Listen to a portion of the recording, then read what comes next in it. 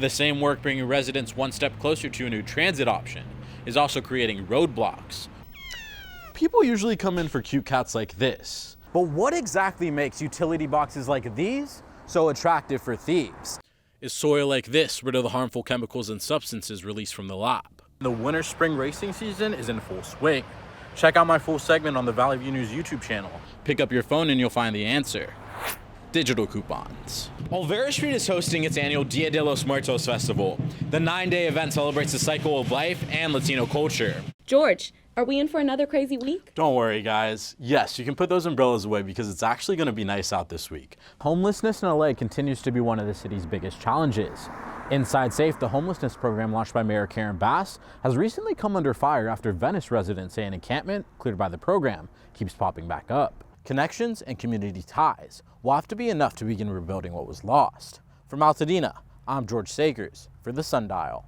You hear all the stories about copper wire thefts around the city, but what exactly makes utility boxes like these so attractive for thieves? In the past year, thieves have hit Miracle Mile, the 6th Street Bridge, and other popular areas in the city, leaving many streets in the dark and raising pedestrian safety concerns. Many of them target vulnerable pedestrian infrastructure, like streetlights and utility vaults. Copper has significantly risen in value. The material can sell for over $4 a pound, making even small amounts worth the risk. What began as a citywide infrastructure issue is now creeping into residential neighborhoods. A recent arrest here in Mission Hills is leaving residents frustrated and concerned about the rising trend.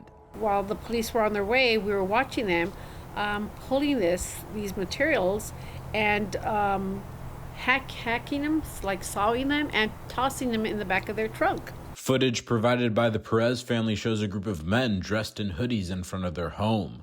2 of the suspects have been booked under grand felony charges and 2 remain at large.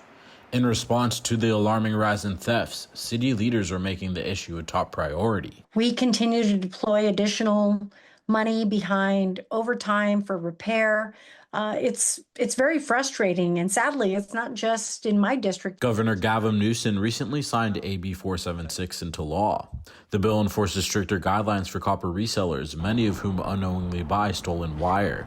They're now required to keep detailed records of sellers, including multiple forms of ID and verification. While it's too early to tell what impact AB 476 will have on thieves, city officials hope it will keep them away long enough to turn the lights back on. From Van Nuys City Hall, I'm George Sagers for Valley View News. Homelessness in LA continues to be one of the city's biggest challenges. Inside Safe, the homelessness program launched by Mayor Karen Bass, has recently come under fire after Venice residents say an encampment cleared by the program keeps popping back up. The site near Rose in Maine was cleared back in 2023, and then again just a few days ago. But people are already back out here today, taking up a whole stretch of the sidewalk. One man I spoke with told me he stayed here before and says he's lived through this cycle of removals firsthand. He said, "Oh, we're just going to get rid of it all." And they handcuffed me and then crushed it right in front of me in the garbage truck. And that's traumatic for somebody that's on the street. Interim housing programs across the city vary widely in cost, structure, and outcomes. Inside Safe has faced criticism for inconsistent follow-through after encampment clearings. Something Essentia, a nonprofit that runs interim housing sites across LA, says it addresses with daily on-site support. The organization says that consistency has helped it expand to a second location in West Hollywood. They've had a lot of trauma from living on the streets and what they've been through, and they need a lot of healing. Mayor Karen Bass has not released a public statement on this encampment's return, but she has highlighted what she describes as real progress under Inside Safe. While Inside Safe has helped many people indoors, some say the program doesn't offer enough long-term support. Programs like Essentia's Holloway House show that with a more structured approach, people can get back on their feet. From Venice, I'm George Sagers, Valley View News. People usually come in for cute cats like this, but the shelter staff say it's the older pets, usually the medium and large dogs, who need the attention and a home. Meet Tiana, an energetic 5-year-old pup with much love for people. She's been at the shelter for about 4 months.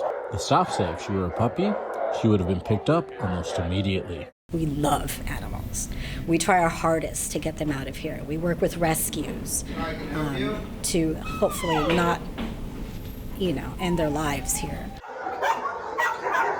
Because the months are getting warmer, we're about to dive headfirst into kitten season, and that's when we get kittens constantly. To get ahead of kitten season and free up more kennel space, the shelter has been offering reduced fee adoption weekends. Staff say it's a great way to boost adoptions and bring in people who might not visit a shelter because of the usual costs. They say community support makes the biggest difference. City leaders, including Mayor Karen Bass, have signaled a strong interest in supporting LA's animal shelters. Until then, volunteers and staff say they'll keep working around the clock to support animals in need.